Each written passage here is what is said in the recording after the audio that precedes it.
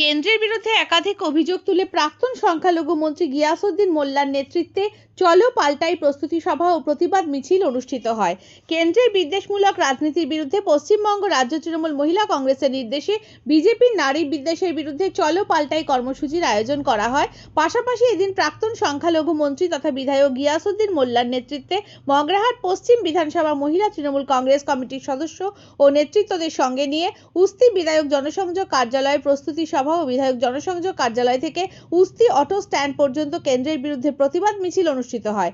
এখানে উপস্থিত ছিলেন প্রাক্তন সংখ্যালঘু মন্ত্রী তথা মগরাহাট পশ্চিম বিধানসভার বিধায়ক গিয়াসউদ্দিন মোল্লা, মুজিবুর রহমান মোল্লা, অধ্যক্ষ দক্ষিণ 24 পরগনা জেলা পরিষদ সঙ্গীতা হালদার, সভানেত্রী এসসি ও বিসি সেল সুন্দরবন জেলা, এক পঞ্চায়েত সমিতি শিক্ষার কর্মাধ্যক্ষ সেলিম খান, নূর খাতুন বিবি সর্দার সদস্যা জেলা পরিষদ, নাজবুল দপ্তরি যুব কার্যকরী সভাপতি মগরাহাট পশ্চিম ব্লক, যুব নেতা সাবির উদ্দিন পুরকাইত।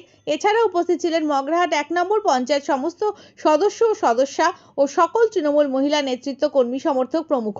যুব কার্যকরী সভাপতি নাজবুল দপ্তরি বলেন, বিধায়ক গিয়াসউদ্দিন মোল্লার নেতৃত্বে কেন্দ্রের বিরুদ্ধে এই প্রতিবাদ মিছিল অনুষ্ঠিত হয় এবং এই প্রতিবাদ মিছিলে প্রায় 5000 মহিলা তৃণমূল কংগ্রেসের কর্মী সমর্থক উপস্থিত হয়েছিলেন।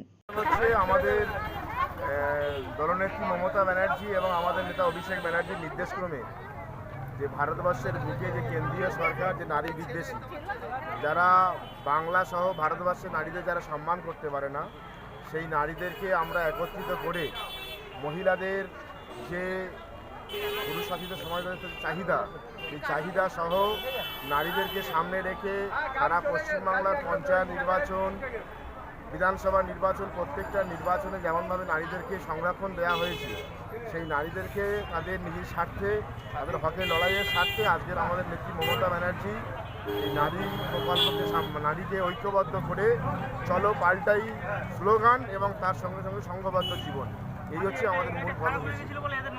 হচ্ছে 22শে ডিসেম্বর থেকে 6ই ফেব্রুয়ারি পর্যন্ত এই কর্মসূচি চলবে। এই কর্মসূচি সারা পশ্চিমবাংলার 341টা ব্লকে চলবে।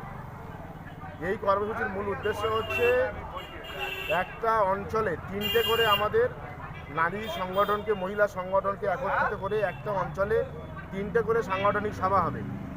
সারা আমাদের পশ্চিমবাংলার প্রায় 35টা সাংগঠনিক জেলা আছে।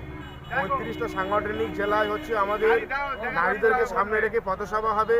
মমতা ব্যানার্জির উন্নয়নের যে কর্মসূচি, যে কর্মযজ্ঞ, সেটা আমরা প্রতিবাদ সভার মাধ্যমে নারী সমাজকে সামনে রেখে এই কর্মসূচি আমরা মূলত পালন করছি।